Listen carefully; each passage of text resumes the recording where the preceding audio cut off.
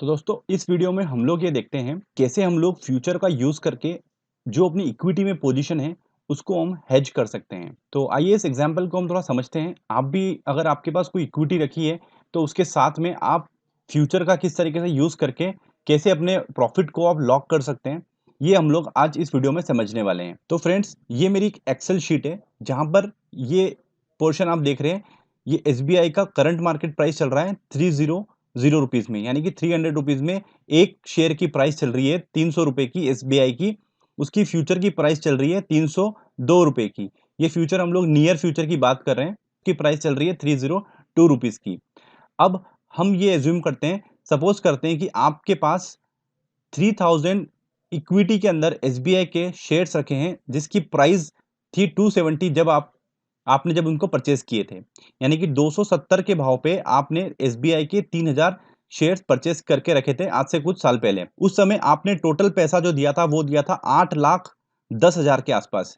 8,10,000 के आसपास आपका टोटल वैल्यू उस समय आया था और आपको 3000 शेयर्स मिल चुके थे। आज एसबीआई का करंट मार्केट प्राइस चल रहा है 300 रुपए का, यानी कि आपको 30 पॉइंट्स का प्रॉफिट मिल रहा है यहाँ पर। और अगर हम उसको आज टुडेज वैल्यू से कैलकुलेट करें तो वो आ रहा है 9 लाख रुपए का, यानी कि आपको जो टोटल प्रॉफिट और लॉस में प्रॉफिट दिखा रहा है 90,000 रुपए का यहाँ पर। अब हम लोगों ने जो फ्यूचर देखा है, हम उस फ्यूचर का यूज करके कैसे अपने प्रॉफिट को लॉक कर सकते हैं। अगर मार्केट की कंडीशंस थोड़ी सी अपोजिट जाती है या मार्केट के कोई सेंटिमेंट वीक होते हैं और मार्केट अगर गिरता है, तो कैसे अब इस प्रॉफिट को हम लोग लॉक कर सकते हैं कि मार्केट अगर गिरता भी है तो हमें लॉस नहीं होगा। यहाँ पर मैंने दिखाया हुआ है नेट प्रॉफिट, यहाँ आपको दिख रहा है नेट पीएनएल, यहाँ पर दिखाया है 90,000 का आपका प्रॉफिट है। अगर इसको लॉक करना है तो हमने क्या किया, 302 के प्राइस पे इसका फ्यूचर चल रहा है एसबीआई का, उसको हमने शॉर्ट कर दिया, यानी कि सेल कर दिया।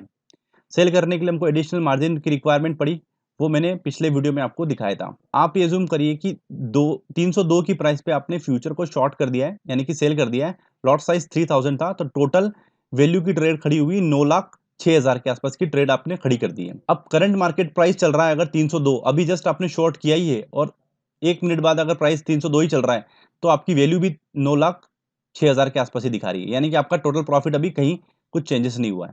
अब हम प्राइस को चेंज करते हैं। लेट्स से कि 2 दिन बाद प्राइस एसबीआई की प्राइस हो जाती है 295 की। उसके अकॉर्डिंग इसका फ्यूचर भी जो इसका डेरिवेटिव है उसकी प्राइस भी चेंज हुई है, वो हो गई 297। देखिए, पर आपका नेट पीएनएल यानी कि नेट प्रॉफिट एंड लॉस का जो ब्लॉक है उसमें दिखा रहा है 90,000 का जो प्रॉफिट आपने लॉक कर दिया था वो एज इट इज यहाँ पर सेम है। बट आपको यहाँ पर इक्विटी के अंदर लॉस हुआ है, आपको यहाँ पर इक्विटी के अंदर लॉस हुआ है और आपको यहाँ पर प्रॉफिट दिखा रहा है 15,000 का। ये आपने फ्यूचर शॉर्ट किया था तो आपको इसमें 5 पॉइंट का गेन दिखा रहा है और इसका प्रॉफिट दिखा रहा है 3,000 के हिसाब से 15,000 का प्रॉफिट दिखा रहा है। बट नेट एंड नेट आपने जो प्रॉफिट लॉक कर दिया था वो 90,000 का ही है। अब हम मार्केट को थोड़ा और गिराते हैं और मार्केट गया 290 पर। देखिए, अगर आप फ्यूचर शॉर्ट नहीं करते हैं तो आपका जो प्रॉफिट 90,000 पे आ रहा था अभी वो 60,000 पे आ गया है। यानी कि अब नेट एंड नेट तो आप 90,000 हैं, बट आपका जो प्रॉफिट बन रहा है वो बन रहा है फ्यूचर के अंदर।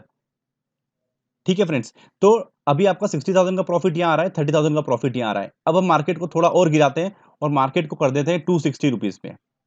ये मुश्किल से आपका एक 10 दिन के अंदर ये कंडीशन घट गई। यहाँ पर 10 दिन की कंडीशन घटने में आपने 270 की प्राइस पे जो वैल्यू 8,10,000 देकर खरीदा था वो आज माल की वैल्यू पड़ी है 7,80,000।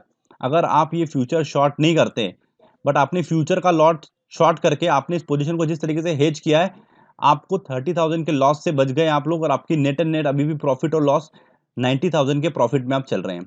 अब दोस्तों, अब इस प्राइस को वापस से हम लोग या तो एक्सपायरी के दिन आप इसको स्क्वायर ऑफ कर सकते हैं अगर आपको लगता है कि यार मुझे स्क्वायर ऑफ करना है, नहीं तो अगर आप इसको रोल ओवर भी कर सकते हैं इसी कॉन्ट्रैक्ट को।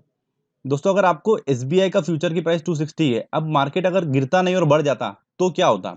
देखिए, मार्केट अगर 310 चले जाता तो देखिए मुझे यहाँ पर फ्यूचर में लॉस होना स्टार्ट हो गया है, पर मेरा इक्विटी के अंदर प्रॉफिट बढ़ गया है। यानी कि मैं कहीं ना कहीं 90,000 के प्रॉफिट पे ही काम कर रहा हूँ, अभी भी 90,000 का प्रॉफिट मैंने लॉक करा हुआ है। तो मेरा प्रॉफिट इक्विटी के अंदर बढ़ रहा है पर फ्यूचर मेरे को लॉस करके दे रहा है यहाँ पर। अब फ्यूचर लॉस करके दे रहा है तो ये मेरा व्यू था, पर कहीं ना कहीं आपको लॉस कहीं नहीं हो रहा है। आपको जो प्रॉफिट होने वाला था इक्विटी के अंदर, बट आपके व्यू की वजह से वो प्रॉफिट हो नहीं रहा आपको, बट आपको लॉस भी कुछ नहीं हो रहा है यहाँ पर। अब ये मार्केट करंट मार्केट प्राइस हो चुकी है 320 रुपए के आसपास। देखिए, आपको यहाँ पर इसके अंदर 90,000 से प्रॉफिट 60,000 का प्रॉफिट यहाँ हो गया है, बट आपको 60,000 का लॉस दिखा रहा है यहाँ पर फ्यूचर के अंदर में। तो आपको नेट एंड नोट अभी भी कुछ प्रॉफिट और लॉस नहीं हो रहा है। तो इस प्रकार से हमारे पास अगर हमको जब भी लगे मार्केट के अंदर व्यू समझ में नहीं आ रहा है और अपना प्रॉफिट अगर हमको मिल रहा है किसी चीज़ का और वो बुक नहीं करना है हम लोगों को, तो हम लोग फ्यूचर के साथ अपना पोर्टफोलियो को हेज कर सकते हैं। तो अगर आपके पास उस लॉट के बराबर शेयर्स रखे हैं, तो आप इसको 100% हेज करके रखें, जब भी ऐसा कंडीशन आपके सामने आता है, आपको लगता है ऐसा तो। तो ये बहुत ही अच्छा तरीका है फ्यूचर के साथ इक्विटी को मिला के ट्रेड करने का और इसके अंदर हम लोग ऑप्शंस को भी मिक्स करते हैं, बट हम लोग अभी समझते हैं पहले कि ऑप्शंस का कैसे यूज़ करें, उससे पहले हम लोग ऑप्शंस को समझते हैं। तो आई होप कि फ्रेंड आप लोगों को थोड़ा-सा ये जो फ्यूचर के साथ हेज करने वाला फंडा है समझ में आया होगा। तो अगर आपको ये वीडियो अच्छा लगता है तो फ्रेंड ज़रूर मुझे कमेंट बॉक्स में बताएँ लिख के, कैसा लगा? वीडियो को लाइक करें, शेयर करें, कमेंट ज़रूर करें। Thank you friends.